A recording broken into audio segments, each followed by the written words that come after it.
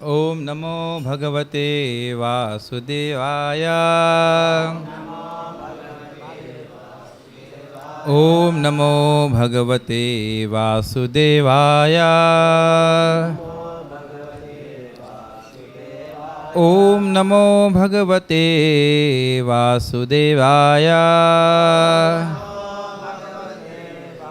सभी लोग मेरे साथ में बोलिएगा। नारायणं नमस्कृत्य नरं चैव नरोत्तमं देवीं सरस्वतीं व्यासं ततो जयमुदीरये। नष्टप्रायेषु भद्रेषु नित्यं भागवत सेवया भगवती उत्तमा श्लोके भक्तिर्भवती नैष्ठिकी। कल हम लोग चर्चा कर रहे थे तो कुछ थोड़ा कन्फ्यूजन हो गया था कि अकस्मात भगवान के नाम की महिमा में भक्तों की महिमा कैसे आ गई थी। तो हुआ ये था कि श्री विश्वनाथ चक्रवर्ती ठाकुर की टीका जो कि 15वें श्लोक की थी वो हमने मिक्स कर दिया था थोड़ा सा। उन्होंने 14, 15, 16 को एक साथ टीका रखा है, प्रभुपाद ने अलग अलग किया है। तो आज हम फिर से 15वां श्लोक की चर्चा करेंगे तो आपको समझ में आ जाएगा। कल के इसमें हमने चर्चा किया था, क्या है वो श्लोक आप देख सकते हैं। 14वां श्लोक जरा बोल सकते हैं।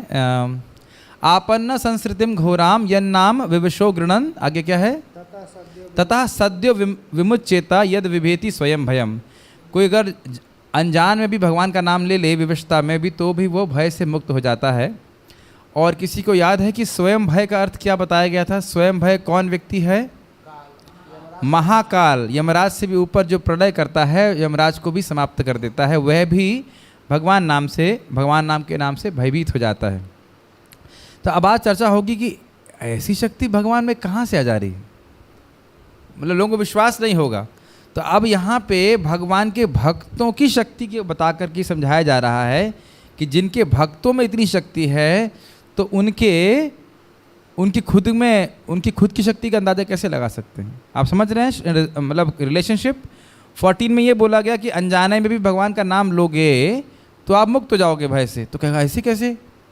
कल एक प्रश्न आ भी गया था, ऐसे कैसे ये स्वाभाविक है, इतना कैसे।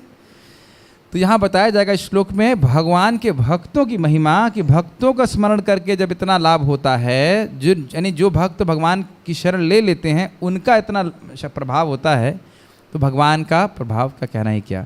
इसी तरह का श्लोक आएगा 5वें स्कंद में जब प्रियव्रत महाराज के बारे में बताया जाएगा। तो अभी तुम उसको चर्चा नहीं कर रहे हैं, इसको पढ़ते हैं। यदपाद संश्रयः सूता मुनयः प्रशमायनाः सद्यः पुनन्त्य उपसृष्टाः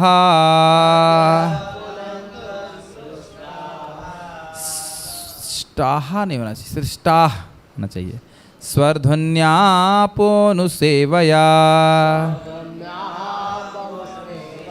यत्पाद संश्रयाः सूता मुनयः प्रशमायनाः सद्यः पुनन्त्य उपसृष्टाः स्वरध्वन्यापोनुसेवया।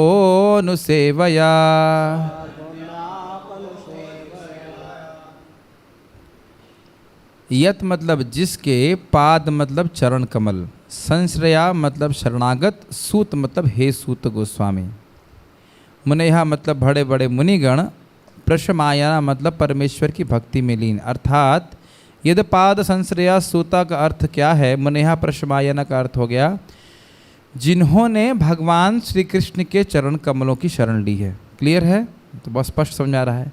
सद्यः पुनन्ति उपसृष्टा, केवल संगति मात्र से व्यक्ति पवित्र हो जाता है। स्वरधनी अर्थात पवित्र गंगा का जल अनुसेवया उपयोग में लाने से, अर्थात भक्तों की संगति से, स्मरण मात्र से व्यक्ति शुद्ध हो जाता है। गंगा जी को स्पर्श करने से होता है। तो गंगा जी से श्रेष्ठ बताया जा रहा है भगवान के शुद्ध भक्तों को। ऑब्वियसली हमको तो अपने आप को गंगा जी से श्रेष्ठ नहीं मानना चाहिए। हम लोग तो छाया क्या भक्ताभास हैं, भक्ति करने का प्रयास कर रहे हैं, लेकिन जो शुद्ध भक्त हैं, जो भगवान का सम्यक रूप से आश्रय ले लिए हैं। अनुवाद को हमारे आज वृंदावन से पधारे अनंत कृष्ण प्रभु बताएंगे, पढ़ेंगे। यस, अनुवाद। हाँ, ऑन है, ऑन है। हाँ, हरे कृष्ण। हाँ, हे सुत गोस्वामी, जिन महान ऋषियों ने पूर्ण रूप से भगवान के चरण कमलों की शरण ग्रहण कर ली है, वे अपने संपर्क में आने वालों को तुरंत पवित्र कर देते हैं, जबकि गंगा जल दीर्घ काल तक उपयोग करने के बाद ही पवित्र कर पाता है। परम पूज्य गौर कृष्ण महाराज जी संबंध में बता रहे थे कि देखो, कोई व्यक्ति गंगा जी में स्नान करेगा और फिर बाहर आके फिर बीड़ी पी सकता है। मुझे एकदम स्पष्ट याद है, आपको भी बताया है कि नहीं, आप भागवत क्लास में बता रहे थे, है ना। लेकिन भगवान के भक्तों का संग करके कितनी जल्दी 4 नियमों का पालन करना शुरू कर देता है। स्पष्ट दिखा रहा है कि नहीं। जैसे कि नल कुबेर और मणिग्रीव मंदाकिनी में ही जो स्नान कर रहे थे और भोग कर रहे थे, तो गंगा जी पवित्र करती हैं, लेकिन भक्तों के द्वारा अगर कोई श्रवण करता है, कीर्तन करता है उनके संग में आकर के, तो बहुत जल्दी शुद्ध हो जाता है। एक कारण यहाँ पे आप देख रहे हैं, प्रभुपाद जी इस श्लोक का अर्थ इस तरह से ले रहे हैं कि भक्तों की संगति करने से जल्दी शुद्धि होती है और गंगा जी का सेवन करने से दीर्घ काल में शुद्धि होती है। और आचार्य इसका अर्थ मतलब समझ रहे हैं, मैंने कल भी समझाया था, हर श्लोक एक मणि की तरह होता है, उसके अलग अलग अर्थ हो सकते हैं। और आचार्य बोलेंगे कि भक्तों का स्मरण करने से शुद्ध हो जाता है और गंगा जी का स्पर्श करने से शुद्ध होता है। अर्थ वही है, मतलब अर्थ इन द सेंस थोड़ा थोड़ा नुआंसेस समझते हैं। नुआंस मतलब थोड़ा सा उसका टेस्ट अलग एंगल से देखने की बात है, तो एक ही बात है। वैसे आप कुछ बोल रहे थे, माइक दीजिए, दूसरा माइक कहाँ गया? ऐसा कहा जाता है गंगा में स्नान करने से आदमी शुद्ध होता है, लेकिन पाप करने की प्रवृत्ति नहीं जाती। नहीं, ऐसा नहीं है, पाप करने की प्रवृत्ति भी जाती है, लेकिन दीर्घ काल के बाद, बहुत समय के बाद, ठीक है ना। और आप ये भी देख सकते हैं कि नारद मुनि ने तुरंत ही उनको शुद्ध कर दिया। वस्तुतः उनका जो पाप करने की जो प्रोपेंसिटी थी नलकुबेर और मणिग्रीव की, तुरंत खत्म कर दी। ठीक है, टीका को जरा पढ़िएगा, ऑन कर लीजिए। हाँ जी। जो भक्त भगवान के युगल चरणों की शरण लेता है, वे सामान्य लोगों को उनके अज्ञान जनित दूषण से केवल अपने स्मरण मात्र से तुरंत शुद्ध कर देते हैं। तो फिर ऐसे भक्तों को देखना, स्पर्श करना या सेवा करने से कितना अधिक शुद्धिकरण होगा। और ये आप देख सकते हैं स्पष्ट रूप से कि श्रील प्रभुपाद जी की अनजाने में सेवा करके भी लोग आज बड़े बड़े भक्त बन गए हैं। जैसे प्रभुपाद जी एक बार हवाई जहाज में जा रहे थे और उनके पास मूढ़ी थी। मूढ़ी समझते? तो मूढ़ी थी और कुछ वो जो एयर होस्टेस होती है वो आई और उसने कुछ प्रभुपाद के लिए दूध या ऐसा कुछ लेके आई, कुछ सेवा किया और उसके बाद बोला ये क्या है, मतलब प्रभुपाद जी का वो चेस्ट था तो उसमें से ऐसे निकाल के खा लिया। बाद में भक्त उससे कई साल के बाद मिले, पता चला उसके घर पे ऑल्टर है और 16 माला का जप कर दी। एक बार प्रभुपाद जी अपनी भागवतम को, नहीं, अमेरिका में किसी स्टोर के सामने थे, अंदर गए और उन्होंने बोला कि क्या मैं यहाँ पे अपनी भागवतम डिस्प्ले कर सकता हूँ। वो आश्चर्य हो गया, ये कहाँ से साधु आ गए। साधु तो पता भी नहीं था उसे क्या होता है, लेकिन उनका ये कहाँ से व्यक्ति आ गया और अपनी किताब को हमारे स्टोर में डिस्प्ले करना चाहता है। तो चुपचाप सोच रहा था, तो प्रभुपाद ने कहा अच्छा मैं जल पी सकता हूँ क्या, मुझे थोड़ा जल मिल सकता है क्या, क्योंकि प्रभुपाद जी इस सिद्धांत को जानते थे। और उस व्यक्ति ने 1 गिलास जल दे दिया ऐसे ही अनजाने में, और बाद में वो इस्कॉन का लाइफ मेंबर बन गया। तो आप देख रहे हैं कि भक्तों की अनजाने में भी सेवा कर देने से बहुत बड़ी सेवा हो जाती है। ये आगे भी आएगा दूसरे अध्याय में कि भक्तों की सेवा करने से सबसे बड़ी बात क्या हो जाती है, व्यक्ति का ये जो भगवान के प्रति विमुखता है वो समाप्त होने लगती है, जो अन्य लोगों की, अन्य समाज सेवा करने से खत्म नहीं हो सकती। ये बात आप समझ पा रहे हैं? By serving devotees our aversion toward Krishna is destroyed, but by serving common people it is not destroyed. We may get some piety but not the real root avidya is not destroyed. ये बहुत बड़ी बात है। स्मरण करने से इतना लाभ है, तो फिर अगर सेवा करने का मौका मिले तो ठीक है। समझ में आ रहा है आपको?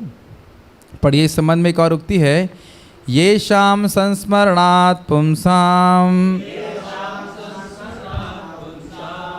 ठीक है, समझ में आ रहा है? जिनका स्मरण करने से ही लोग बाग सद्यः शुद्ध्यन्ति वैगृहा किम पुनर्दर्शन स्पर्शा पाद शौचासनाधिभिः। स्पष्ट है इसका अर्थ, फिर भी आप पढ़िए।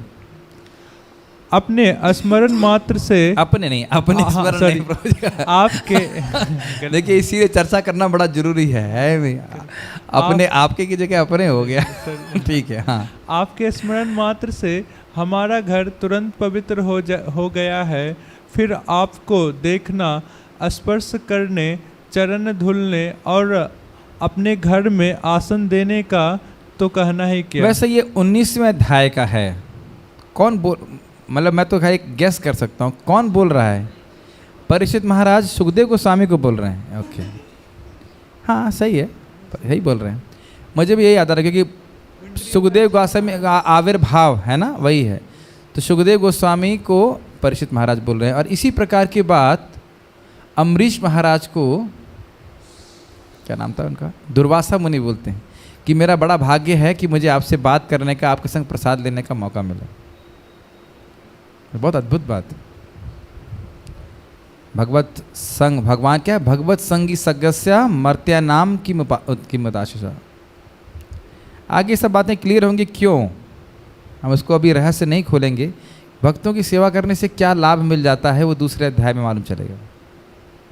ठीक है, यह समझ लेना चाहिए कि गंगा का जल साक्षात प्रस्तुत होने से ही शुद्ध करता है। जब उस जल को बहुत दूर से चला जाता है, नो ये गलत होना चाहिए, लाया जाता होना चाहिए, लाया ठीक, जाता ठीक, है। हाँ। अन्यथा इस वाक्य में विरोधाभास होगा कि मुक्ति दर्शनाद एवं न जाने स्नानजम फलम। पढ़िए इसको, मैं फिर बाद में समझाऊंगा। आपका दर्शन करने से मुक्ति प्राप्त हो जाती है, फिर आप में स्नान करने का फल क्या होगा यह मैं नहीं जानता। अर्थात गंगा जी को देखने से और स्पर्श करने से व्यक्ति शुद्ध होता है। गंगार स्पर्श होइला पश्चात पावन, दर्शने पवित्र करो ऐ तुम्हार गुण, ये भी बताया जाता है। तो गंगा जी को स्पर्श करने से ही शुद्ध होता है व्यक्ति, पाप से मुक्त होता है। लेकिन वैष्णवों का दर्शन करने से शुद्ध हो जाता है। यहाँ पे बोल रहे हैं कि दर्शन करने से भी शुद्धि हो जाती है। एक भक्त कल कह रहे थे नहीं हमने ये सुना है कि गंगा जी का नाम लेने से भी जाती है। ये बात भी सत्य है, लेकिन इस कंटेक्स्ट में बताया जा रहा है, ये चैतन्य भागवत में आता है कि गंगा नाम बोल देने मात्र से व्यक्ति पवित्र हो जाता है। लेकिन यहाँ बात आ रही है कि उनका दर्शन करेंगे कब, जब सामने होंगी। तो यानी आप बहुत दूर से या तो गंगा जी के पास जाइए और या फिर गंगा जी का जल अपने पास लेके आइए। ये एक सिद्धांत हम सीख रहे हैं कि पवित्र लोगों का दर्शन ही हमें शुद्ध कर देता है। इसलिए मंदिर में या अपने घर पे भी व्यक्ति को हरि नाम जप करते समय अगर संभव हो तो या तो भगवान का विग्रह या फिर तुलसी जी के सामने बैठ के जप करना चाहिए, क्योंकि यही गुण तुलसी जी का भी है। दर्शनात् स्पर्श, श्लोक भूल रहा हूँ, उनका दर्शन करने से, स्पर्श करने से, ध्यान करने से, जल देने से तुरंत ही व्यक्ति वैकुंठ में जाने के योग्य हो जाता है, केवल दर्शन करने मात्र से। कितना अद्भुत है कि नहीं। तो ये एक बड़ा सूक्ष्म रहस्य है जो हमें शास्त्रों से समझ लेना चाहिए। ऐसे ही रिकमेंड किया जाता है कि गंगा जी या आप कहीं बाहर हैं और गंगा जी के तट पे बैठ के जप कर रहे हैं तो भी बहुत लाभ होता है गंगा जी को देखते हुए। ये बहुत मतलब शक्ति होती है उनमें। ठीक है, तो ये आप समझ पा रहे हैं, गंगा जी को देखने से और स्पर्श करने से मुक्ति होती है, तो यानी गंगा जी को दूर से लाना पड़ता है। यस, क्या होगा यह मैं नहीं जानता। यह भी कहा गया है कि स्वरध्वन्याद दर्शनाद एव साधुनाम च स्मरणाद अपि मुक्तिर। तो स्पष्ट आ रहा है, गंगा जी का दर्शन करने से व्यक्ति मुक्त होता है और साधुओं का स्मरण करने मात्र से। यस, व्यक्ति मुक्त हो सकता है गंगा जी के दर्शन करके और भक्तों का स्मरण करके। तो ये आप समझ पा रहे हैं ना कि भक्तों का श्रेष्ठत्व को समझाया जा रहा है। यस, इस प्रकार भक्तों के श्रेष्ठत्व को इंगित किया गया है। गंगा जल जो भगवान के चरण से बह रहा है वह भगवान से संबंधित होने के कारण वास्तविक रूप से शुद्ध तो करता है, परंतु स्पर्श करने के बाद ही उपस्पृष्टः सेवया, मतलब सेवन करके और स्पर्श करके तभी व्यक्ति शुद्ध करता है। और भगवान के भक्त क्या कर देते हैं, स्मरण मात्र से। तो आप बैठे बैठे स्मरण कर सकते हैं ना, प्रभुपाद जी का, गुरु महाराज का। ऐसा मैंने भक्त सुना था, किसी भी शुद्ध वैष्णव का स्मरण करने से उनका 1% पुण्य हमको मिल जाता है। तो आप कहेंगे यार उनका तो खत्म हो जाएगा नहीं, उनका अक्षय है, लेकिन ऐसे ही इसीलिए भागवत में इतने सारे शुद्ध भक्तों का वर्णन है। सुखदेव गोस्वामी, परीक्षित महाराज, अमरीश महाराज, और याद कर लिया जाए, नारद मुनि, व्यासदेव, युधिष्ठिर महाराज, और कौन, प्रहलाद महाराज। और चैतन्य चरितामृत में भी आप देखेंगे जब भगवान चैतन्य महाप्रभु की शाखा उपशाखा वर्णन है तो अनेक शुद्ध भक्तों के नाम दिए गए हैं। श्रील गौर किशोरदास बाबा जी का एक ये वक्तव्य है कि ब्रह्मांड में एक शुद्ध भक्त प्राप्त करना मुश्किल है, और ये महाप्रभु की कृपा है कि पूरी की टोली चल रही साथ में।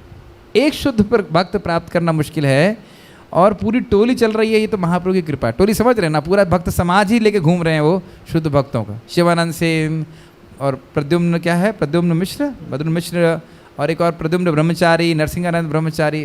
खैर नाम बोलने में आनंद होना चाहिए।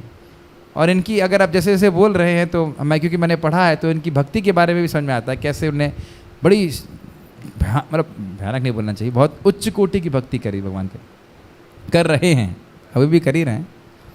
ठीक है, माइक पे बोलिए, माइक दीजिए। यस, दर्शन से, स्मरण से शुद्ध करता है। शुद्ध करने का क्या मतलब है? शुद्ध का अर्थ क्या होता है? अविद्या काम कर्म भी, अविद्या का नाश करना। अविद्या मतलब मैं ये शरीर हूँ ये मानना। अविद्या मतलब, हाँ, अविद्या मतलब मैं ये शरीर हूँ मानना और अपना स्वरूप को भूल जाना, दोनों ही चीज़। इसका नाश होता है। अपने स्वरूप में स्थित होते हैं, भगवत प्रेम बढ़ता है। कई बार आपने पढ़ा है ना कि प्रहलाद महाराज के बारे में आप पढ़ेंगे तो आपका प्रेम बढ़ेगा भगवान के बारे में, तो यही स्पष्ट आ रहा है। आगे पढ़िए। अर्थात पूजन, प्रणाम आदि की क्रियाएं, या फिर इसका अर्थ होगा आदर देना। मैंने थोड़ा सा मिस्टेक कर दिया, ये सेवया शब्द इसके बाद आना चाहिए था। हाँ। मतलब उपसृष्टा जो है वो गंगा जी के संबंध में है, सेवया जो है ये भक्तों के संबंध में है। कहने का अर्थ ये है कि गंगा जी का स्पर्श करने से शुद्ध होता है, भक्तों का स्मरण करने से शुद्ध हो जाता है, तो सेवा करोगे तो कितना लाभ होगा, ये कहने का अर्थ है। मैं थोड़ा मिस्टेक कर गया था यहाँ। सेवा शब्द अर्थात के पहले होना चाहिए था। यस, नु अर्थात पिछले श्लोक से अंतर करने के अर्थ में यानी कि जो क्या है श्लोक, जरा पिछला श्लोक जरा बोलिए एक बार। 14वां श्लोक जो क्या है? आपन्ना संस्कृति, थोड़ा और धीरे बोलिए, सुनाई कुछ नहीं पड़े। हाँ, आपन्ना संस्कृतिम घोरा यन्नाम बिबसो गृणन तत् सद्यो विमुच्येत यद विभेति स्वयं भयम। तो भगवान का नाम उच्चारण करने से भय भी भयभीत हो जाता है। तो अब ऐसे, और उसको मतलब समझाने के लिए कि यहाँ पे नहीं, ये इस श्लोक के बारे में नहीं है, ये इसी श्लोक के बारे में बता रहे हैं। 15 पढ़िए, हमने क्या पढ़ा था? ये तो पाद संश्रया सोता मुनेहा प्रश्रमायना सद्यो पुनंती उपसृष्टा सर्वधन्यापनु सेवया। अर्थात कि जिन भक्तों ने भगवान की शरण ली हुई है उनका स्मरण करने मात्र से शुद्ध हो जाता है, जबकि गंगा जी का स्पर्श करने से होता है। तो ऐसे भक्तों का सेवा करेंगे तो क्या होगा? इसलिए नु शब्द का अर्थ है कि ये इसी श्लोक के पहले वाले पार्ट से करते हुए कि अगर व्यक्ति भगवान के भक्तों का सेवा करेगा तो कितना लाभ होगा। मेरी बात समझ में आ रहा है? कैमुत्य न्याय समझ में आ रहा है? इसमें कैमुत्य न्याय ये है कि जब भक्तों का स्मरण करने से व्यक्ति शुद्ध हो जाता है तो आप उनकी सेवा करेगा, अर्थात पूजन प्रणाम क्रियाएं करेगा तो कितना शुद्ध हो जाएगा। क्योंकि इन आदर के द्वारा भक्तों को प्रसन्नता होती है। कोई आदर देते हैं, श्रवण करेगा तो फिर कहने का क्या बात। मेरी बात आप समझ पा रहे हो? ओके, समझ पा रहे हो, इसलिए हम टेस्ट ले लेते हैं। नु का अर्थ क्या है? चलिए, जिनके हाथ में माइक है वही बताइए। यहाँ पे क्या नु का अर्थ क्या बता रहे? पहले जो भगवान का नाम है उनके लिए नहीं, मैं वो गलत एक्सप्लेन किया था, वो नहीं है, वहाँ नहीं है। यहाँ नु का अर्थ है, मैं फिर से समझा दे रहा हूँ। नु का अर्थ है कि जब भगवान का भक्तों का स्मरण करने से शुद्ध हो जाता है तो आप सेवा करोगे तो कितना लाभ होगा, इसलिए बोला जा रहा है। ठीक है, ओके। तात्पर्य को पढ़ेंगे मिश्रा जी। तात्पर्य: भगवान के शुद्ध भक्त पवित्र गंगा जल से भी अधिक शक्तिमान होते हैं। मनुष्य गंगा जल के दीर्घकालीन प्रयोग से ही आध्यात्मिक लाभ पा सकता है, किंतु भगवान के शुद्ध भक्त की कृपा से मनुष्य तुरंत ही पवित्र हो सकता है। भगवत गीता में कहा गया है कि चाहे कोई जन्म से शूद्र हो या स्त्री या वैश्य हो, वह भगवान के चरण कमलों की शरण ग्रहण कर सकता है और इस तरह वह भगवत धाम को वापस लौट सकता है। स्पष्ट है, ठीक है। तो हमें किसको प्रचार नहीं करना चाहिए? स्त्रियों को नहीं करना चाहिए, वैश्यों को। बहुत बार प्रचारकों के मन में ये बीमारी आ जाती है कि हमें केवल मतलब हाईली क्वालिफाइड एजुकेटेड लोगों को ही प्रचार करना है। तो ये नहीं है। भगवान बोल रहे हैं सभी लोग भगवान की शरण ग्रहण करके ले सकते हैं। अद्भुत बात है, आप भागवतम में इसी प्रकार का श्लोक देखेंगे किराट होन्द्र पुलंद पुलकशः यवना खसादया करके। तो उसमें कहते हैं ये च पापा यदपाश्रयाश्रया शुद्धंति तस्मै प्रभविष्णवे नमः। अर्थात कोई बहुत पापी जाति का भी हो, लेकिन अगर वो भगवान के भक्तों का शरण लेता है तो भी तर जाता है, शुद्ध हो जाता है। क्यों? क्योंकि भगवान विष्णु की ऐसी शक्ति है। भगवान के भक्त भगवान विष्णु की शक्ति को धारण करके इतने शुद्ध करने की शक्ति प्राप्त कर लेते हैं। समझ में आ रहा है? जैसे इस माइक में भी कभी कभी करंट लग सकता है, अभी नहीं लग रहा है। इन करंट की शक्ति कहाँ से आ रही है? अल्टीमेटली पावर हाउस से आ रही है, क्योंकि ये कनेक्टेड है। ऐसे ही एक वैष्णव भगवान की भक्ति करने के कारण दूसरों को शुद्ध करने की शक्ति प्राप्त कर लेते हैं। यस। भगवान के चरण कमलों में शरण ग्रहण करने का अर्थ है शुद्ध भक्तों की शरण ग्रहण करना। ये आपको स्पष्ट आ रहा है? ऐसे कोई सोचे मैं कृष्ण की डायरेक्ट शरण लूँगा, तो वो नहीं है। भगवान स्पष्ट इस संबंध में आप समझ लीजिए कि हमारी भक्ति में या किसी की भी भक्ति में प्रगति का मूल कारण महत अनुकंपा होती है। आज ही महाराज से मैं सुन रहा था इस बात को। कोई भी तपस्या से भगवत प्राप्ति नहीं होती है सिवाय महद अनुग्रह से। आपको याद होना चाहिए, भरत महाराज जड़ भरत को भी प्रश्न किया था कि आपको परमहंस की स्थिति क्या कैसे प्राप्त हुई? क्या बोले थे वो? निष्किंचनानाम न व्रणीत यावत। जो एकदम निष्किंचन भक्त हैं, जब तक उनके चरण कमलों का आश्रय नहीं लेता है तब तक व्यक्ति परमहंस शुद्ध भक्त नहीं बन सकता है। इसके लिए भक्ति को दीक्षा लेने की आवश्यकता है। एक शुद्ध भक्त के चरण का आश्रय लेकर के भगवान की भक्ति करने की आवश्यकता है। बहुत बार लोग बोलेंगे हम हरे कृष्णा कर रहे हैं तो मैं दीक्षा लेने की क्या जरूरत है? तो यही उत्तर है इसका कि भजन के साथ साथ एक महत व्यक्ति, महत मतलब भगवान को प्रिय भक्त का आशीर्वाद होना नेसेसरी है, सफिशेंट भी है और नेसेसरी भी है। समझते हैं? कंपलसरी तो अनिवार्य भी है, आवश्यक भी है और संपूर्ण भी है। ठीक है। जिन शुद्ध भक्तों का एकमात्र कार्य भगवान की सेवा करना है वे प्रभुपाद तथा विष्णुपाद कहलाते हैं, जो ऐसे भक्तों के भगवान के चरण कमलों के प्रतिनिधि होने का द्योतक हैं। क्या समझ में आ रहा है? द्योतक इसका मतलब समझ में आ रहा है? विष्णुपाद का अर्थ क्या होता है? प्रभुपाद का अर्थ क्या होता है? इतना धीरे बोलिए कि कोई सुन ही ना सके। भगवान के शुद्ध भक्तों को संबोधित करने। क्यों? क्योंकि वो भगवान से संबंधित होते हैं। नहीं, भगवान के चरणों की शरण ली है विष्णुपाद। ठीक है, यस। इसलिए किसी को द्वेष नहीं करना चाहिए। प्रभुपाद जी अपने तात्पर्य में लिखते हैं कि कुछ लोग उनसे द्वेष कहते थे उस समय कि उनको विष्णुपाद क्यों कहते हैं, या सॉरी प्रभुपाद जी अपने आप को प्रभुपाद क्यों कहते हैं। क्योंकि स्पष्ट देखना चाहिए प्रभुपाद जी किस प्रकार 24 घंटे केवल कृष्ण की प्रसन्नता के लिए कृष्ण की सेवा में लगे थे। और उनके जब शिष्यों ने पूछा कि हमको कैसे बुलाना चाहिए, तो उन्होंने बोला कि जो अपने गुरु हैं उनको प्रभुपाद या विष्णुपाद ऐसे बोल सकते हैं, तो आप लोग प्रभुपाद बोल सकते हैं। ठीक है। अतः जो भी व्यक्ति शुद्ध भक्तों को अपना गुरु मानकर उनके चरण कमलों की शरण ग्रहण करता है वह तुरंत शुद्ध हो जाता है। क्या वो उनके चरणों के आसपास ही लेटा रहता है? क्या अर्थ है चरण कमलों की शरण लेने का? आराम से बताइए। यस, पार्थ प्रभु बताएंगे। उनकी आज्ञाओं का पालन करते हैं। यस, उनकी आज्ञा का पालन केवल व्यास पूजा वाले दिन नहीं करना होता है।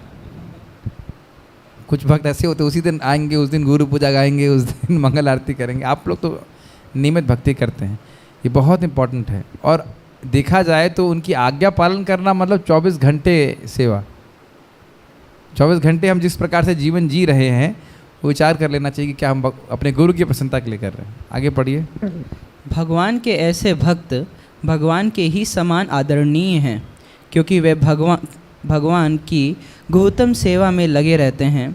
और वे उन पतित आत्माओं का इस भवसागर से उद्धार कराते हैं जिन्हें भगवान अपने धाम में वापस बुलाना चाहते हैं। कितना सुंदर प्रपट है प्रभुपाद जी का। ये है फ़ायदा प्रभुपाद जी के तात्पर्य को पढ़ने का। प्रभुपाद जी का जो मूड और मिशन है वो एकदम क्लियर है। क्यों इतना प्रिय हैं भगवान के भक्त उनको। हमने कल पढ़ा था ना, सात्वताम पति मतलब भगवान की संपत्ति होते हैं, निजी संपत्ति होते हैं भगवान के भक्त, और वो गुह्यतम सेवा में लगे हैं। इसका अर्थ क्या है? लोग बहुत सारी सेवा करते हैं। किसी को याद है मैंने अपना घर का उदाहरण क्या दिया था? लीजिए माइक दीजिए। यस,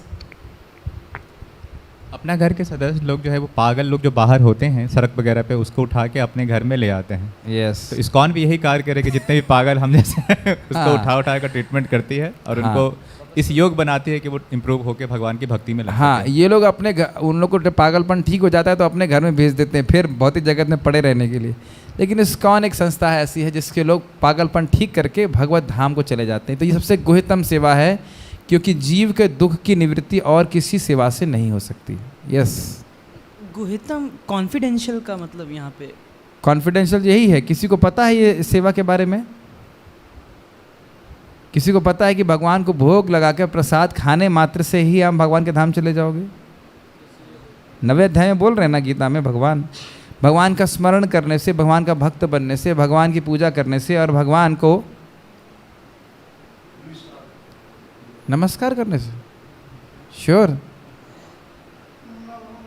हाँ भाई, आप तो, मैं खाली ड्रामा कर रहा हूँ तो भी आप लोग डाउट हो गया, भूल गए क्या? भगवान मन मना भव मद भक्तो मध्याजी माम नमस्करू, ये 4 क्रिया करना है बस।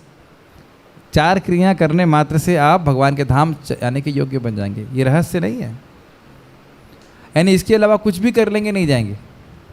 कितना भी कुछ भी कोई भी सेवा कर लीजिए नहीं जाएंगे। यस, शास्त्रों के अनुसार ऐसे शुद्ध भक्तों को तो उपप्रभु कहा जाता है। शुद्ध भक्त का निष्ठावान शिष्य अपने गुरु को भगवान के तुल्य मानता है, किंतु अपने आप को भगवान के दासों का भी दास समझता है। ये समझ में आ रहा है आप लोगों को? ये सबसे इम्पोर्टेंट लाइन है, बहुत इम्पोर्टेंट है। क्या मनोवृत्ति होनी चाहिए? एक शिष्य अपने गुरु को, प्रामाणिक गुरु को भगवान के तुल्य मानता है। इसका अर्थ क्या है?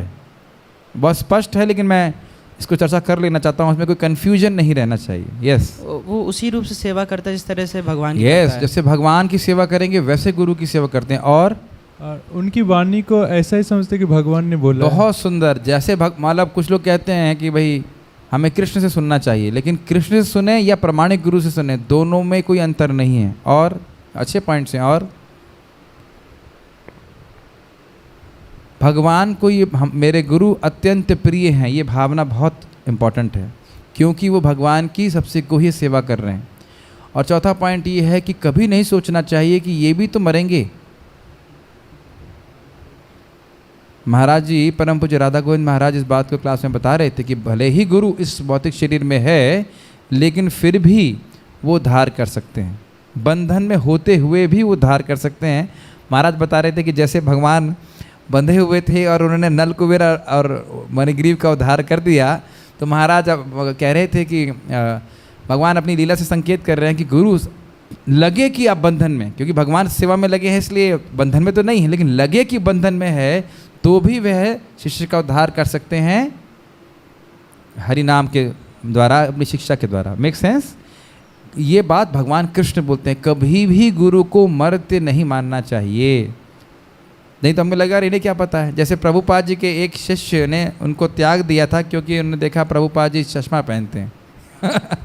कितना इलॉजिकल है ना कि शुद्ध भक्त को चश्मा नहीं पहनना चाहिए, तो उसने सुपरमैन होना चाहिए कुछ ऐसा। ठीक है, आगे पढ़िएगा। यही शुद्ध भक्ति का मार्ग है। हाँ, और दूसरा, शिष्य हमेशा अपने आप को एक सामान्य तुच्छ दास मानता है। ये दोनों बातें आपको समझ में आ रही हैं? ये प्रभुपाद जी चैतन्य चरितामृत से बता रहे हैं। जब गुरु तत्व को आप उसमें पढ़ेंगे बड़ा स्पष्ट बताते हैं। हमेशा प्रभुपाद जी अपने आप को गुरु महाराज के दासों का दास मानते थे, ये तो स्पष्ट है कि नहीं? लेकिन प्रभुपाद के शिष्य प्रभुपाद जी को कृष्ण का प्रिय सेवक मानते थे। Make sense? श्रील भक्ति सिद्धांत ठाकुर जी क्या मानते थे? अपने आप को महान गुरु मानते थे? नहीं, दासों का दास मानते थे, और अपने गुरु महाराज को कृष्ण का प्रिय मानते थे। आप भाव की बात समझ रहे हैं? ये एटीट्यूड हमेशा रखना चाहिए। जो व्यक्ति सोचेगा कि मैं गुरु बन गया, फिर वो गुरु हो जाता है, मतलब वो पशु की तरह हो जाता है। मतलब कि नम्रता की भावना रहनी चाहिए। तो हमें गुरु बनने की इच्छा होनी चाहिए कि नहीं?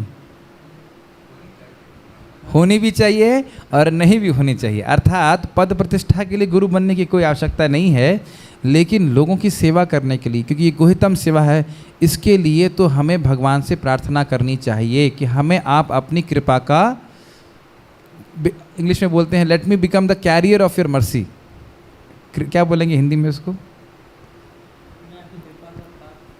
कृपा का पात्र नहीं, कृपा वितरित करने का एक नम्र पात्र बताया मैंने। बोला हम कोई क्रेडिट नहीं लें, हम कृपा दूसरों को दे रहे हैं भगवान की, भगवान के बारे में बता के लिए, हम कोई उसका क्रेडिट का मतलब क्या होता है?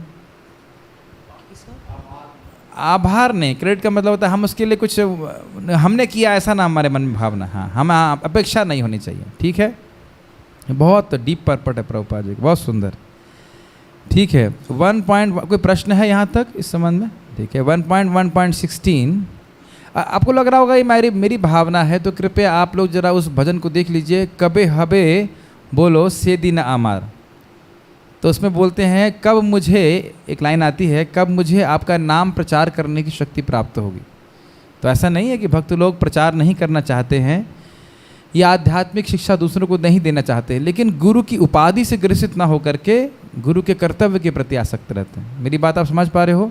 दूसरों को शिक्षा देना, इसमें तो बहुत आसक्ति है, लेकिन उस उपाधि से नहीं चिपके रहना चाहते। ठीक है, मेरी बात आप समझ गए होंगे। यस, कुछ बोल रहे थे, माइक दीजिए।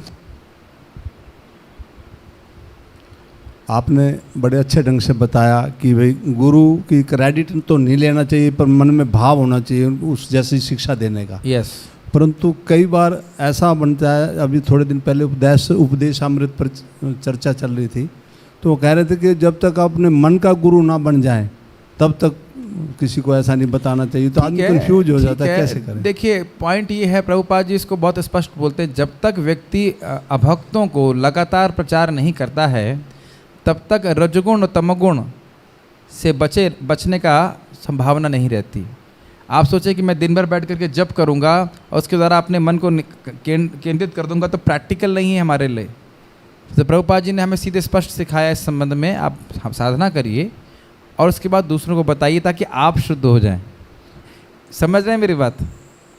जैसे मैं इन श्लोकों को पहले इंग्लिश में पढ़ा था, कितना समझ में आया, जो नहीं समझ में आता था मैं छोड़ देता था।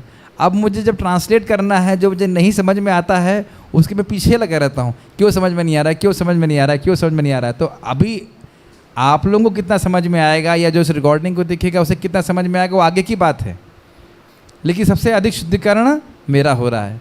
तो ये मन को कंट्रोल करने का अर्थ ये नहीं कि एक जगह बैठे हुए हैं और मन को कंट्रोल कर रहे हैं। मन को कंट्रोल करने का अर्थ है मन को लगातार भगवान की सेवा में लगाए रखना। तो प्रचार की सेवा में विभिन्न प्रकार से लग करके ही हम शुद्ध करते हैं अपने मन को। ये मेरी अंडरस्टैंडिंग है और प्रभुपाद जी इसी प्रकार से समझाते हैं। कई बार ऐसा कहते हैं ना कि आचार, पहले अपना आचार करो फिर प्रचार करो। यानी कि 4 से 9 में आचरण करें, फिर प्रचार करें और फिर 5 बजे बाद फिर आचरण करें। समझ आ गया ना? सुबह पहले आचरण कर लीजिए, 16 माला कर लीजिए, उसके बाद प्रचार करिए। प्रभुपाद जी इस बात को बोलते हैं कि जब इस्कॉन के भक्त 16 माला का जब कर लेते हैं, 4 नियम का पालन करेंगे, तो जब पुस्तकें बेचने के बारे में जो बातें आती हैं वो भी कृष्ण भावना के अनुशीलन से भिन्न नहीं है। कृष्ण भावना का अनुशीलन मतलब कृष्ण के नाम रूप गुण लीला पे स्मरण करना। तो आप ये सोच रहे हो कितनी किताबें बिकी हैं, कितनी किताबें आई हैं, कितना प्रचार हुआ है, क्या है, वो सब भी तभी आध्यात्मिक होगा जब आप 16 माला जब कर लेंगे। ये मैं आपको चैतन्य चरितामृत से स्पष्ट दिखा सकता हूँ। तो सेवाएं रुकती नहीं हैं, वो मन को नियंत्रित करने ही का तरीका। प्लीज़ ध्यानपूर्वक समझिए, लगातार भगवान की सेवा का अर्थ है सेवाओं का प्रारूप चेंज हो जाता है लेकिन उद्देश्य चेंज नहीं होता। क्या आप मेरी बात समझ पा रहे हो? दशरथी प्रभु समझाइए, माइक पास में ही है। यस, ये बहुत विशिष्ट बात है। यस, जैसे एक माँ ही है, बच्चों के लिए खाना बनाती है, गुड, और फिर वो खाना बना के फिर वो बच्चों को डिस्ट्रीब्यूट करती है। Very nice. बच्चों को कपड़े पहनाती है, तो उसका जो सेवा है, खाना बनाया बच्चों के लिए, फिर समझ आगे का जो काम किया वो बहुत बच्चों के लिए अच्छा, किया। बहुत अच्छा, बहुत सुंदर इन्होंने उदाहरण दिया है कि माँ अपने बच्चे के लिए अलग अलग कार्य करती है, लेकिन उद्देश्य बच्चा ही होता है। उसी प्रकार से एक भक्त पूरे दिन में कभी मृदंग बजाते हैं, कभी कीर्तन करते हैं, कभी जप करते हैं, कभी भागवतम चर्चा करते हैं, कभी है ना कुछ मैनेजमेंट कर सकते हैं या और अन्य सेवाएं कर सकते हैं। उद्देश्य कृष्ण का ही होना चाहिए। इसके द्वारा हम मन को नियंत्रित करते हैं। ऐसा नहीं है कि बस एक जगह बैठ गए और उसमें तो मन और अधिक अनियंत्रित हो जाता है। स्पष्ट आप भक्तों को महसूस करते हो, ठीक है। ओके 1.1.16 और कोई यहाँ पर डिस्कशन करना चाहते हैं? नहीं। तो उससे पहले मैं आपको कुछ प्रश्न कर देता हूँ या याद दिला देता हूँ कि क्या क्या श्लोक में हमने चर्चा किया था। एक, भगवान के भक्त स्मरण करके ही मुक्त कर देते हैं। गंगा जी का स्पर्श करने से मुक्ति होती है, दर्शन करने से भी हो जाती है। प्रभुपाद जी ने इसका अर्थ लिया कि भगवान के भक्तों का संग करने से बहुत जल्दी शुद्धि होती है और गंगा जी का संग करने से काफ़ी देर में शुद्धि होती है।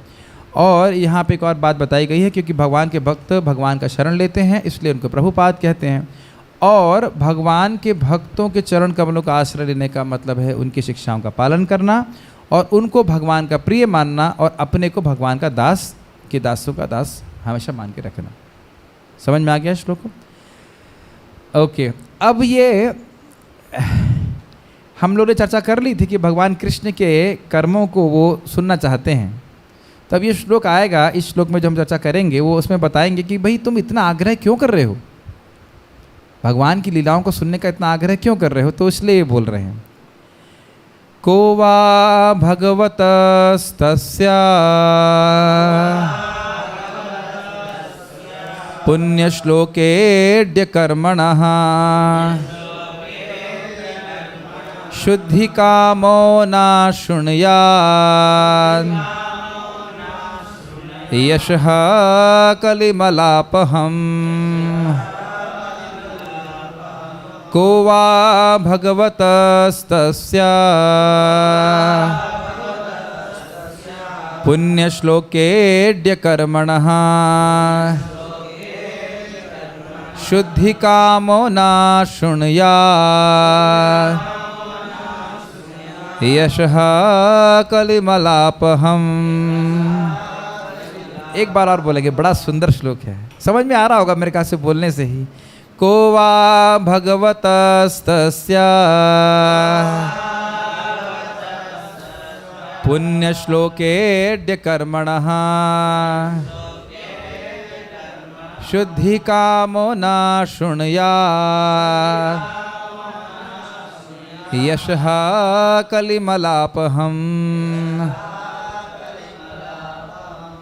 कह मतलब कौन, वा मतलब बल्कि, भगवतः मतलब भगवान का, तस्य मतलब उनका, पुण्य मतलब पुण्यात्मा, श्लोकिड्य स्तुतियों द्वारा पूजनीय। एक और शब्द याद आ रहा है, उत्तम श्लोक, पुण्य श्लोक, ठीक है। कर्मणः मतलब कर्म, शुद्धि कामः समस्त पापों से उद्धार की इच्छा करने वाला, न मतलब नहीं, शृणुयात् मतलब सुनता है, यशः मतलब यश, कली मतलब कलह के युग का, मल अपहम मतलब शुद्धि करने वाला। बहुत स्पष्ट है, इस कलह प्रधान युग के पापों से उद्धार पाने का इच्छुक ऐसा कौन है जो भगवान के पुण्य यशों को सुनना नहीं चाहेगा। आप समझ गए ये क्यों सुनना चाहते हैं कृष्ण के अवतरण के बारे में? क्योंकि कली शुरू हो चुका है और वो जानते हैं कि भगवान की लीलाओं को सुनने से, भगवान के यश को सुनने से कली के प्रभाव के या कली के पापों से व्यक्ति मुक्त हो जाएगा।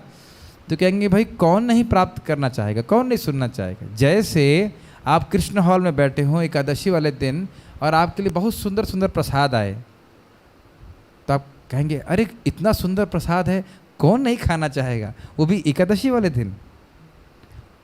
आप समझ पाए मेरी बात? जब रियली भूख लगी हो तब कौन नहीं खाना चाहेगा। तो जब कली चली रहा है, पाप से व्यक्ति पूरा भरा ही हुआ है, तो कौन ऐसा व्यक्ति है जो भगवान के पुण्य यश को नहीं सुनना चाहेगा? वैसे तो आप समझ सकते हैं, जो आत्महा है, जो आत्मा का हनन करने वाला है, ऐसा व्यक्ति ही भगवान के यश को नहीं सुनने वाला। ये भी इसमें इंटरेस्टिंग बात आ रही है कि भाई अगर यश कड़वे लगते तो अलग बात है, वो बहुत अच्छे भी लगते हैं, भगवान की कथाएं बहुत अच्छी भी लगती हैं, शुद्ध भी करती हैं और आपको ढेर सारा पुण्य भी देती हैं। यस, रसपूर्ण भी है, तो कौन नहीं सुनना चाहेगा? आप मेरी बात समझ रहे हैं ना? ओके, टीका को पढ़िए। टीका। शुद्धि कामों अर्थात जो बुद्धि की संतुष्टि चाहता है, क्योंकि ऐसा पहले कहा गया था, ये नात्मा सुप्रसिद्धि, जिससे बुद्धि संतुष्ट हाँ, होती है। यानी शास्त्रों का वो सार बताइए, याद आ रहा है ना प्रश्न, जिससे आत्मा हमारी बुद्धि संतुष्ट हो जाए। तो अगर संतुष्टि चाहते हैं तो भगवत कथा सुननी होगी। यहाँ पे उपस्थित सारे लोग अपनी इच्छा से आए हैं, और अगर आप या हम लोग भगवत संग में, भक्तों के संग में संतुष्ट नहीं हैं, तो हमारे लिए रुकना बहुत मुश्किल होगा। तो भक्तों के संग में आके ऐसा क्या करने से, क्या क्रिया करने से हम संतुष्ट होंगे? भगवान के बारे में सुनना। आप मेरा क्लू समझ रहे हैं ना? हम यहाँ पे हैं क्योंकि हम यहाँ पे रहना चाहते हैं। ऐसा नहीं कि कहीं नौकरी नहीं थी इसलिए आ गए क्या कि नहीं है ना? बहुत से भक्त लोग नौकरी छोड़ करके आए हैं। तो हम संतुष्ट कब रहेंगे? यानी कि रियल प्रोटेक्शन, रियल भक्तों का प्रोटेक्शन है, हरि कथा सुबह शाम मिल जानी चाहिए, है ना? जैसे प्रसाद के द्वारा शरीर का प्रोटेक्शन होता है, ऐसे हर व्यक्ति को समझ में आना चाहिए, आग्रह होना चाहिए कि मैं संतुष्ट तभी होऊंगा जब मैं भगवान के बारे में प्रचुर मात्रा में सुनूं। जैसे कहें भाई मेरे को भी आज शाम को भूख लगी थी, मैंने भक्तों से पूछा कितनी रोटी लाए हैं प्रभु जी? बोलते प्रभु जी 1/4 लाए हैं। तो आप ये नहीं बोल सकते कि नहीं लाए हैं।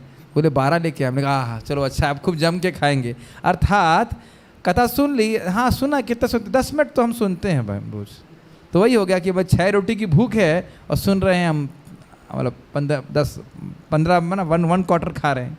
तो जम करके सुनेंगे तब हम संतुष्ट होंगे। और अगर क्योंकि यहाँ संतुष्ट नहीं होंगे तो संतुष्टि को कहीं और ढूंढेंगे। आप मेरी बातों का अर्थ समझ रहे होंगे, समझाने की ज़रूरत नहीं है। तो हर भक्त के लिए आवश्यक है कि भगवान की कथा को समुचित मात्रा में, नियमित मात्रा में सुने। समुचित और नियमित समझते हैं ना? अर्थ जो है शुद्धि कामक का अर्थ भी यही है। यहाँ पे लिखे जो बुद्धि को संतुष्ट करता हो, वहाँ पे कि desiring for removing all the sins. एक ही बात है। देखिए आप समझिए, भागवतम के एक श्लोक के अनेक अर्थ होते हैं, तो उसको हर आचार्य थोड़ा थोड़ा अलग तरह से समझा देते हैं। तो हमें दोनों ही अर्थ का शोधन करना चाहिए। हाँ, कुछ बोलना चाहते हैं? दोनों का अर्थ सेम ही है, क्योंकि अगर बुद्धि शुद्ध होगी तभी संतुष्ट होगी। जैसे भगवान बोलते हैं अशांतस्य कुतः सुखम, तो जिसके हृदय में रजोगुण तमोगुण भरा रहेगा वो क्या सुख प्राप्त करेगा? ये आगे आप दूसरे अध्याय में पढ़ लीजिएगा। कुछ बोलना चाहते हैं? जैसे शुद्धि चाहते तो इसका मतलब पाप कर्मों से शुद्धि, जो पाप के कारण ही यस, बुद्धि में हाँ रजोगुण तमोगुण, उसी कारण से बुद्धि असंतुष्ट रहती। ठीक है। यश अर्थात भगवान के असाधारण कार्य, जैसे एक मिनट, आप समझ नहीं पाए एक और चीज़। यहाँ पे ये नात्मा सुप्रसिद्धि शब्द से शुद्धिकामी शब्द को कनेक्ट कर रहे हैं विश्वनाथ चक्रवर्ती ठाकुर। ये समझ में आना चाहिए। आप स्पष्ट देख रहे हैं, वो कनेक्ट कर रहे हैं कि वहाँ ये पूछा था इसलिए बोल रहे हैं शुद्धि कामो न शृणुयात्। मेरी बात समझ रहे हैं? हृदय शुद्ध होगा तभी तो सुख मिलेगा भाई। भगवान गीता में यही बात बोल रहे हैं ना, काम क्रोध लोभ। यस, तभी तो बुद्धि संतुष्ट होगी। और यहाँ बता दिया कि भाई अब आप कर्म कांड करो, स्वर्ग में अप्सराएं हैं, तो कहाँ से फिर बुद्धि संतुष्ट होगी? बुद्धि भ्रमित हो जाएगी। यस, अर्थात भगवान के क्या अर्थात? यशः। हाँ, यशः अर्थात भगवान के असाधारण कार्य, जैसे शिव, इंद्र, ब्रह्मादि पर विजय प्राप्त करना और उनकी रासलीला आदि लीलाएं। शिव जी पे चलिए कोई माइक पकड़िए, उसको प्रश्न किया जाएगा। शिव जी पे भगवान ने कब विजय प्राप्त करी थी? बानासुर, मोहिनी रूप में। Yes, good. बाणासुर संग्राम में। और ब्रह्मा जी पे ब्रह्म विमोहन लीला, इंद्र पे गोवर्धन और पारिजात लाली। ठीक है। और रासलीला आप समझ रहे हैं, यानी भगवान की शक्ति, ऐश्वर्य का प्रदर्शन और भगवान के माधुर्य का सब वर्णन किया जाएगा। तात्पर्य को पढ़ेंगे। तात्पर्य: कलियुग अपने कलह प्रधान लक्षणों के कारण अत्यंत युग है। यह पापचारों से इस प्रकार परिपूर्णित है कि थोड़ी सी नासमझी से बड़ी भारी लड़ाई हो जाती है। क्यों भाई, एक भक्त यहाँ उपस्थित हैं, आप अनुभव कर रहे थे कि नहीं? है कि नहीं। एक हमारे भक्त से छोटी सी बात पे कोई प्रसादम के समय झगड़ा कर रहे थे दूसरे भक्त, फिर मैंने उसको किनारे लेके गया, हमने कोई बात नहीं कोई बात नहीं, और हमने कहा उधर देखो क्या लिखा है, तो प्रभुपाद लिखी होती है वहाँ पे, जहाँ भी दो लोग रहते हैं वहाँ कुछ ना कुछ। तो आप देखेंगे भक्त लोग भी आपस में कभी कभी थोड़ा झगड़ लेते हैं, झगड़ने के कारण कोई स्पेशल नहीं होता है, लेकिन छोटी छोटी बात में लोग लड़ने लग जाते हैं। ठीक है, जो भगवत भक्ति में लगे हैं, जिन्हें आत्मा श्लाघा की कोई इच्छा नहीं है और जो कर्मों के फल तथा शुष्क दार्शनिक ज्ञान से मुक्त हैं, वे ही इस जटिल युग के बंधन से छूट सकते हैं। आत्मश्लाघा मतलब अपनी प्रशंसा स्वयं कराना, यही अर्थ होता है, मैं समझता हूँ। हाँ, अपनी प्रशंसा में लगे रहना। यस, जनता के नेता, ये आप लोग समझ गए, मतलब जो शुद्ध भक्ति में लगे हैं, मतलब स्वर्ग जाने की। वैसे तो कलयुग में कोई स्वर्ग जाना भी चाहता नहीं है, पता ही नहीं स्वर्ग के बारे में ऐसा बोल देते। लेकिन फिर भी जो लोग स्वर्ग प्राप्ति करना चाहते हैं, पूजा पाठ में लगे हैं लेकिन भक्ति नहीं करते, या फिर शुष्क दार्शनिक चिंतन में लगे हुए हैं, तो वो लोग मुक्त नहीं होने वाले, भगवान के भक्त ही मुक्त हो सकते हैं। पढ़िए। जनता के नेता शांति तथा मैत्री से रहने के लिए उत्सुक तो हैं, किंतु उन्हें भगवान की महिमा के श्रवण की सरल विधि के बारे में कोई जानकारी नहीं कितना है। सुंदर बात प्रभुपाद बता रहे हैं। हर व्यक्ति शांति चाहता है, आर्ट ऑफ माइंड कंट्रोल करना चाहता है, लेकिन कितना एक ही लाइन में कवर कर लिया गया है। आप भगवान के बारे में चर्चा करें, भगवान के बारे में सुनें। जैसे आप देखो भक्त लोग यहाँ पे जो इकट्ठे हुए हैं, उनका उद्देश्य केवल यही है, भगवान के बारे में चर्चा करें।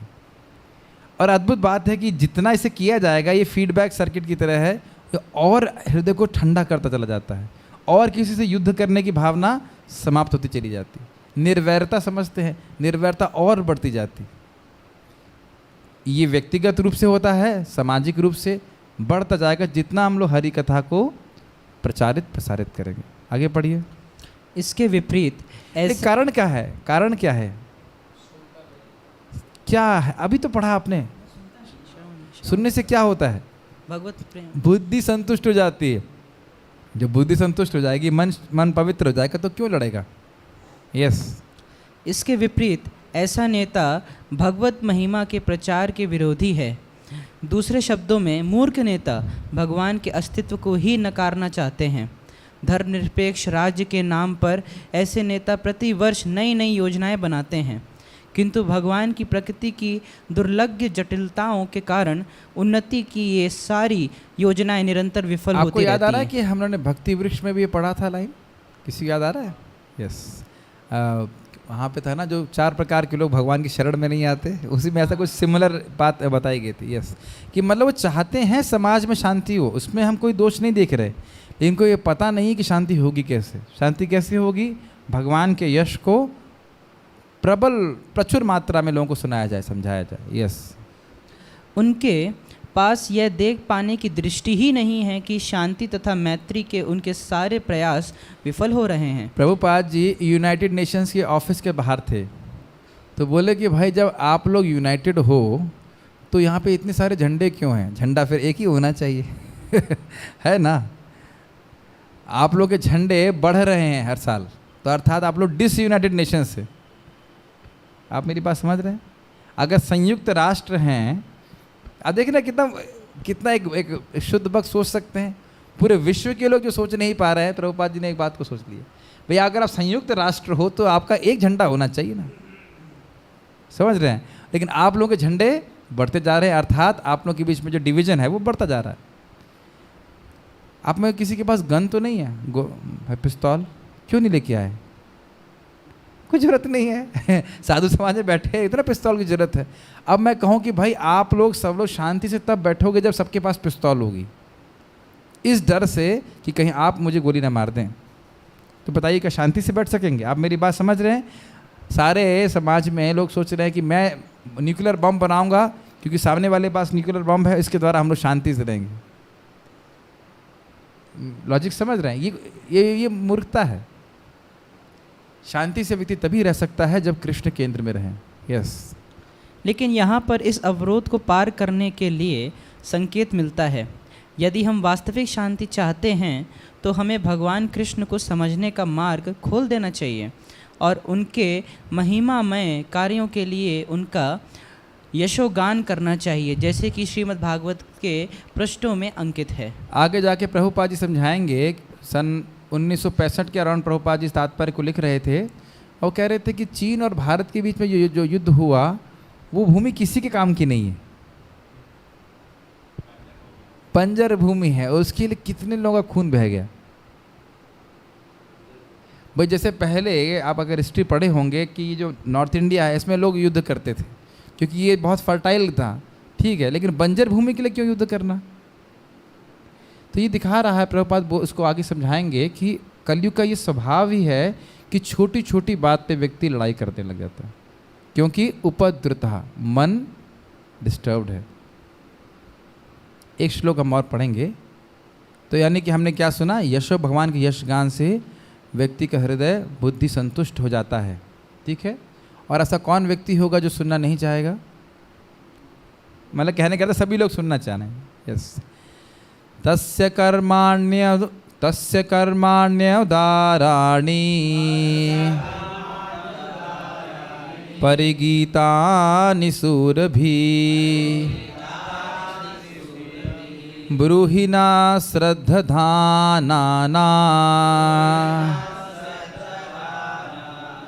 लीलया ददतः कलाः। दशरथी प्रभु, मैं शब्दार्थ में पढ़ दे रहा हूँ, आप उसके बाद आप पढ़ेगा। तस्य मतलब उनके, कर्माणि अर्थात दिव्य कर्म, उदाराणि मतलब उदार, परिगीतानि मतलब प्रसारित, सूर्य भी मतलब महात्माओं द्वारा, यानी महात्माओं द्वारा वो प्रसारित होते हैं। ब्रूहि मतलब कृपया कहें, नह मतलब हमसे, श्रद्धाना नाम मतलब आदर पूर्वक ग्रहण करने के लिए उद्यत। बहुत सुंदर ये शब्द है, अर्थात श्रद्धा का अर्थ है ये, इससे अच्छा कुछ नहीं है, बस बस यही है, यही करना है, यही करना है। तो ये आग्रह शौनक आदि ऋषियों का था कि हमें कुछ नहीं करना, हमें और कोई यज्ञ नहीं करना, केवल भगवत कथा सुननी है। श्रद्धा का अर्थ समझ रहे हैं क्या अर्थ है दशरथी प्रभु? श्रद्धा का अर्थ नहीं, ये नहीं बोलिए, समझ में क्या है आपको, माइक पे बोलिए, घबरा क्यों रहे? हमें कृष्ण कथा सुनने के लिए उद्यत होना चाहिए, ये श्रद्धा का अर्थ नहीं है। श्रद्धा का अर्थ क्या है? ये चीज़ सबसे अच्छी है। भाई जो भौतिकतावादी लोग हैं उनको भोगों में श्रद्धा है कि नहीं, बस यही अच्छा है, ये भक्ति उक्ति क्या करना। और जो सूर्य भी हैं, जो महात्मा हैं, उनकी श्रद्धा क्या होती है? कथा सुनना है, यही करना है, यही करना है, यही करना है, जब करना है, भक्ति करनी, इसी में श्रद्धा होती है। तो श्रद्धा का अर्थ केवल कृष्ण में नहीं है, श्रद्धा का अर्थ है श्रेष्ठत्व की बुद्धि। ये बहुत अच्छी चीज़ है, समझ गए? यस, पढ़िए। लीलाया, सॉरी मैं पढ़ रहा था। लीलाया मतलब लीलाओं से, दत्ततः मतलब धारण किए हुए मतलब अवतार। अनुवाद पढ़िए। उनके दिव्य कर्म अत्यंत उदार तथा अनुग्रहपूर्ण हैं और नारद जैसे महान विद्वान मुनि उनका गायन करते हैं। अतः कृपया हमें उनके अपने विविध अवतारों में समस्त साहसिक लीलाओं के विषय में बताएं, क्योंकि हम सुनने के लिए उत्सुक हैं। तो ये कौन सा प्रश्न हुआ, कौन से नंबर का? चौथा प्रश्न, मतलब अवतारों के बारे में बताएं। अवतार मतलब हर प्रकार के अवतार, पुरुषावतार, लीलावतार करता है, जो भगवान के अन्य अवतार भी करते हैं। यानी कर्माणि का अर्थ ये हो गया अवतारों की लीलाएं। यानी आप आगे भक्त लोग हैं जानते हैं कि भगवान कृष्ण वध नहीं करते हैं, बड़ी गुह्य बात है। भगवान के वासुदेव अवतार वो असुरों का वध करते हैं, भगवान कृष्ण किसी का वध नहीं करते। थोड़ी गुह्य बात है, इसको हम यहीं छोड़ दे रहे हैं, एक्सप्लेन नहीं करेंगे, तो आगे आएगी बातें तो समझ में आ जाएगा। यस। उदारानी अर्थात भक्तों की इच्छाओं को पूर्ण करने की समझ में आ लीला। रहा है मैं क्या बोलना चाहता हूँ? स्वयं रूप कृष्ण अपने भक्तों की इच्छा को पूर्ण करने में लगे रहते हैं, और जो उनके अन्य अवतार हैं वो असुरों का मारने में लगे रहते हैं। आप समझ में आ गया कितना स्वीट है ये बात, है ना? गोपियों के संग रासलीला और अन्य भक्तों के संग प्रेम का आदान प्रदान, इसी में कृष्ण व्यस्त रहते हैं। अवतारों को, जो अन्य अवतार हैं भगवान के, वो मारने के कार्य करते हैं। सब जानते हैं कि जब भी कोई असुर आता था ब्रज में भी, तो भगवान के वासुदेव पोर्शन जो हैं वो उनको मारते थे, भगवान नहीं मारते थे। पता होगा कोई बात? Yes, good. कोई डाउट है इसमें? भगवान से पूछ लेना, मेरे को पता नहीं। दधत कला अर्थात जो अपने अवतारों के आधार हैं। हाँ। जब भगवान कृष्ण अवतारित हुए थे तब भगवान के अन्य अवतारों की निरंतर उपस्थिति भगवान कृष्ण के पूर्ण अवतारत्व को दर्शाती अवतारत्व है। को इसको दर्शाती समझा है। देता हूँ। अर्थात जब भगवान कृष्ण गोलोक से यहाँ पे आते हैं तो सारे अवतार उनमें सम्मिलित होकर के आते हैं। इसको चैतन्य चरितामृत में जब हम चर्चा करेंगे तो आपको समझ में आएगा। वो कहते हैं इसलिए ये कहना कि कृष्ण विष्णु के अवतार हैं गलत नहीं है, क्योंकि जब भगवान कृष्ण आते हैं तो विष्णु भगवान उनके संग ही रहते हैं। अब इसका जो भी अर्थ, भगवान विष्णु का अवतार भी सम्मिलित रहता है। इसलिए कुछ लोग अगर ऐसा मानना चाहते हैं और कहीं शास्त्रों में ऐसा वर्णन है कि भगवान विष्णु के अवतार कृष्ण है तो गलत नहीं है। लेकिन गलत नहीं है ऐसा कलापुंसा कृष्णस्तु भगवान स्वयं। जितने भी अवतार हैं वो भगवान के अंश या फिर कलांश हैं, ये बात सत्य है। लेकिन कुछ लोग कोट करेंगे ना, वहाँ तो ऐसे लिखा हुआ है। तो आप जब हम कभी भगवान ने चाहा चैतन्य चरितामृत की चर्चा करेंगे तो आप उसमें देख लेना, नहीं तो आप पढ़ लीजिएगा, समझ में आ जाएगा। हाँ जी। हमने सुना है राम कृष्ण और विष्णु में भेद करना ही भगवत अपराध है। भेद है भी और भेद नहीं भी है। भेद है भी और भेद नहीं भी है। रस की दृष्टि से भेद है, तत्व की दृष्टि से भेद नहीं है। जैसे क्या भगवान राम कभी वेणु बजाते हैं? क्या भगवान श्री राम के कंधे पे कोई चढ़ा है? आप मेरी बात समझ रहे होंगे। तो भेद करना मतलब भगवान के अवतारों का अपमान करना, लेकिन अभेद भी है। अब अगर आप देखें भेद अभेद की दृष्टि से तो कृष्णस्तु भगवान स्वयं श्लोक ही भेद दिखा रहा है। ये सारे अवतार हैं और भगवान अवतारी हैं।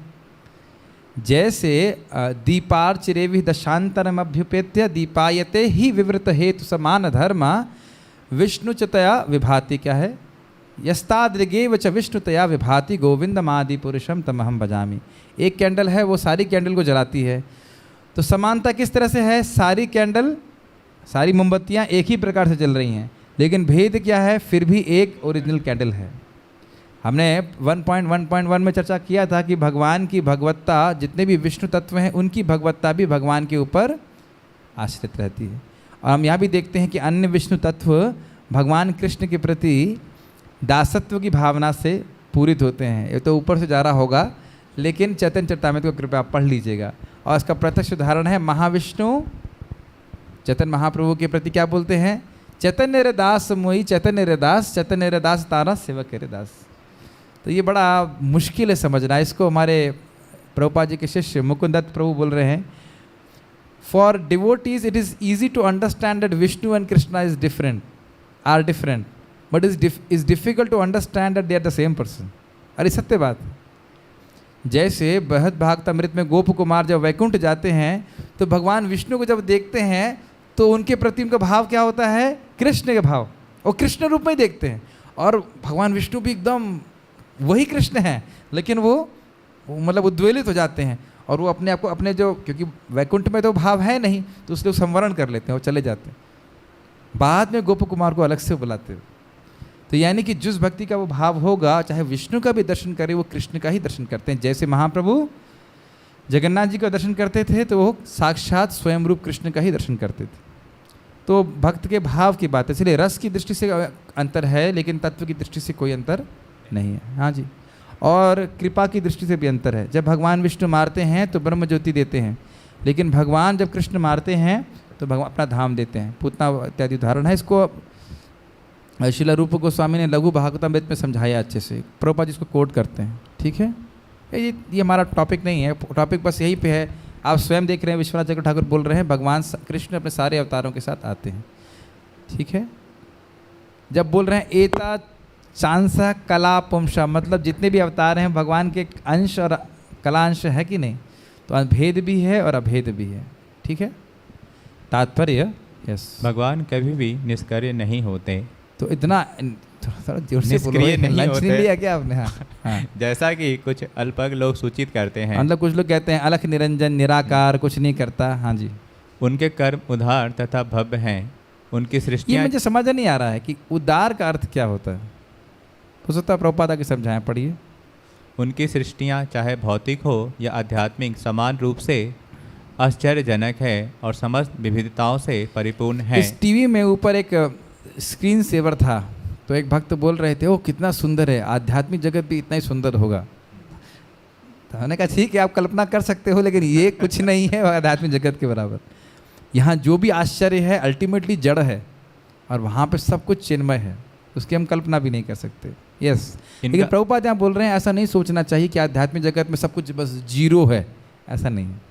Yes. इनका गुणगान श्रील नारद, व्यास, वाल्मीकि, देवल, आसित, मध्य, श्री चैतन्य, रामानुज, विष्णु स्वामी, निम्बार्क, श्रीधर, विश्वनाथ, बलदेव, भक्ति विनोद, भक्ति सिद्धांत सरस्वती तथा अन्य अनेक विद्वानों एवं स्वरूप सिद्ध आत्माओं द्वारा किया जाता है। ये समझ लेना चाहिए। कभी कहते हैं कि हम भगवान का यश ही क्यों स्वीकार करें, तो वही देखो बाकी बड़े बड़े लोग क्या कर रहे हैं, है ना।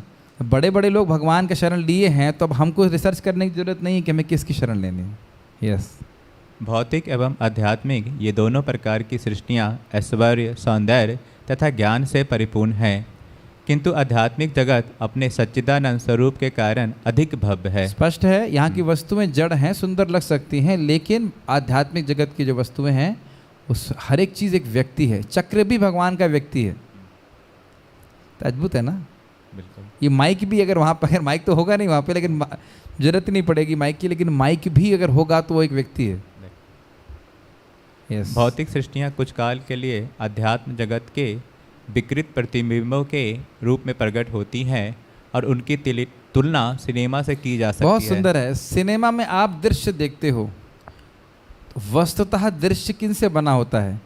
रेड, ग्रीन, ब्लू डॉट से। इस विज्ञान को आप समझते हैं। और यहाँ पे क्या पूरा जगत किससे बना हुआ है? रजोगुण, तमोगुण, सतोगुण, वो तीन जो रस्सियाँ हैं उससे पूरा जगत बना हुआ है। जिस प्रकार से सिनेमा में अलग अलग दृश्य दिखते हैं, अलग अलग पिक्चरें दिखती हैं, वस्तुतः उनमें कोई खास अस्तित्व नहीं होता है। ठीक है। और एक अद्भुत बात है, हमारे गुरु महाराज बता रहे थे इस बात को कि पिक्चर से प्रभावित होने के लिए आपको अंधकार में रहना पड़ता है। समझ में आ रहा है? मैं रिपीट करूं, पिक्चर को से प्रभावित होने के लिए, पिक्चर देखने के लिए आपको अंधकार में रहना पड़ता है। हो सकता है कि टीवी पूरा रोशनी कर दी जाए, उसके बाद भी आप पिक्चर देखें, मज़ा नहीं आता ना लोगों को। पहले अंधकार करते हैं ताकि और कुछ दिखाई न पड़े, सत्य दिखाई न पड़े, तब जाकर के हम उस मिथ्या पे कुछ क्षण के लिए अपने मन को लगा सकते हैं। मेरी बात आप समझ रहे हैं? ऐसे ही हम अपने स्वरूप को जब पूरा भूल जाते हैं, तभी इस जगत की वास्तविकता को, अवास्तविकता को, झूठ को सच मानने लगते हैं। We have to be in ignorance to understand or to accept this reality. Yes. वे उन अल्पज्ञ लोगों को आकृष्ट करती है जो मिथ्या वस्तु द्वारा आकृष्ट होते हैं। ऐसे मूर्ख व्यक्तियों को वास्तविकता का कुछ ज्ञान नहीं रहता और वे मिथ्य भौतिक स्वरूप को ही सब कुछ मान बैठते हैं। ये आप लोग समझ रहे हैं? थोड़ा गहराई पे विचार कीजिए। थोड़ा कठोर भी बातें हो सकती हैं, लेकिन प्रायः लोगों का जीवन की रियलिटी क्या है, वास्तविकता क्या है, आप बता सकते हैं? मैं शरीर हूँ, बच्चे पैदा करने हैं, उनकी शादी कर लूँ, उसके बाद रिटायर हो जाऊँगा, कुछ भी कर लूँगा, उसके बाद क्या करेंगे? उनके बच्चों की चिंता करनी, अपनी चिंता कब करोगे? ये बहुत गंभीर बात है। मैं खाली आपको प्रचार करने के लिए नहीं बोल रहा हूँ। मेरे जीवन की वास्तविकता क्या है? What is my reality? Are you able to understand this point? अगर आप लोगों को बोलें कि भाई आप इतनी मेहनत क्यों कर रहे हो, तो उसका आधार क्या है? उसका आधार ये नहीं कि उन्हें बहुत चाहिए, उसका आधार ये है क्योंकि वो उनकी रियलिटी है। समझ पा रहे हैं? उनकी सच्चाई बस यही है। और भक्त लोग क्यों इस जगत से निरासक्त हो जाते हैं? क्योंकि उनकी सच्चाई आध्यात्मिक जगत है। आधार यही है, मैं शरीर हूँ, बस अपने स्वरूप का अबोध बिल्कुल नहीं जानते हो। बस मैं शरीर हूँ और बस ये जीवन मेरा यही है, ये परिवार मेरा यही है, बस और कुछ नहीं। इतने आवृत रहते हैं, जैसे हम लोग स्वप्नों में सोचने लग जाते हैं, बस यही प्रॉब्लम सॉल्व करनी, वही प्रॉब्लम सॉल्व करनी, इससे ज़्यादा कुछ नहीं है। भूल जाता है कि सपने के बाद भी मेरा कोई जीवन है। यस, पढ़िए। मिथ्य भौतिक स्वरूप ही सब कुछ मान बैठते हैं, किंतु अधिक बुद्धिमान व्यक्ति जिन्हें व्यास तथा नारद जैसे मुनियों का मार्गदर्शन प्राप्त है, जानते हैं कि भगवान का शाश्वत राज अधिक सुखी है, अधिक विशाल तथा आनंद एवं ज्ञान से नित्य परिपूर्ण है। समझ गए? जो बुद्धिमान लोग हैं, केवल श्रवण की विधि के द्वारा हमारी वास्तविकता का धारणा परिवर्तित होती है। मेरी बात आप समझ गए? Our conception of reality changes only by hearing. There is no other way. हमें से बहुत सारे लोग अमेरिका नहीं गए, हमारी युवा पीढ़ी, लेकिन वो सुन के जाना यस hearing यस, ही है वो श्रवण की important। वजह से। ये बात आप समझ पा रहे हो? जो जिस चीज़ को मैं वास्तविक मानता हूँ उसका आधार है श्रवण।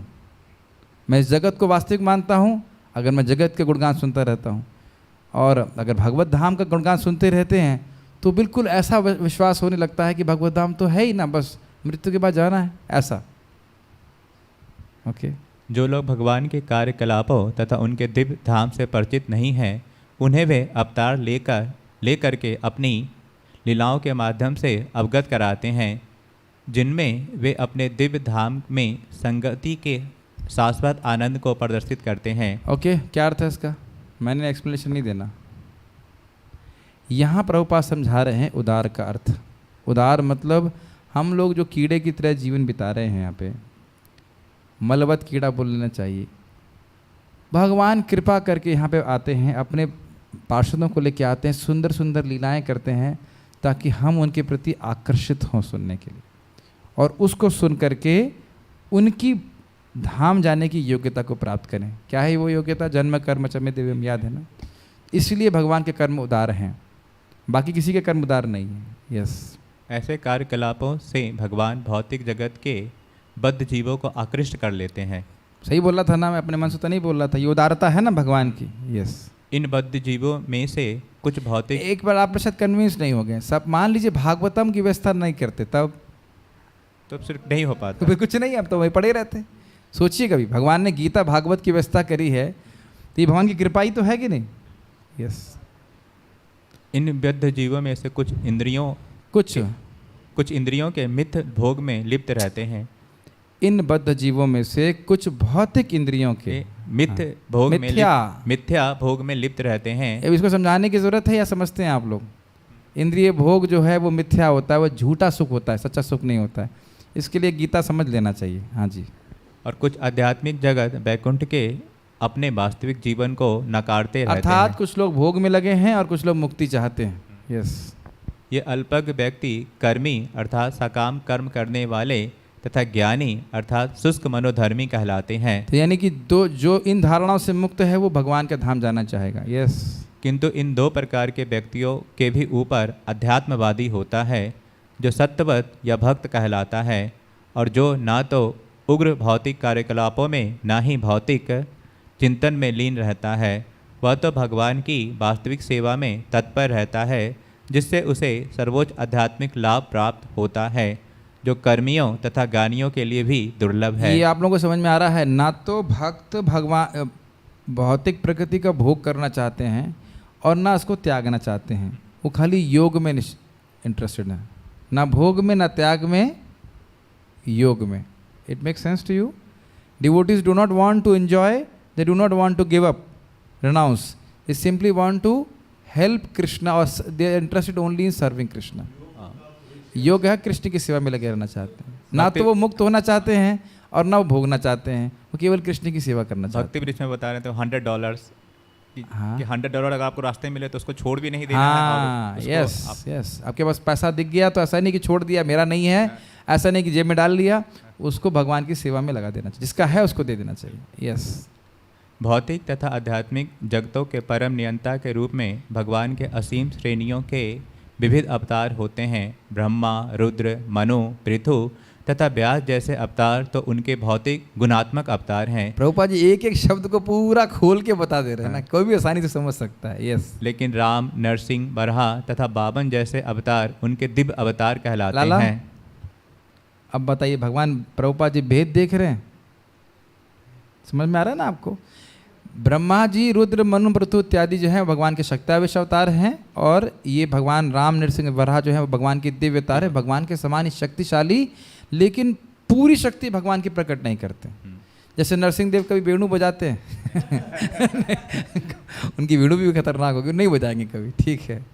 हाँ। भगवान श्री कृष्ण इन समस्त अवतारों के प्रधान स्रोत हैं, अतः वे ही समस्त कारणों के कारण हैं। ओके, बहुत खुश होंगे आप लोग, कथा समाप्त हो गई। तो अब हम अगली बार, कल एक दिन और है, कल चर्चा करेंगे। श्रील प्रभुपाद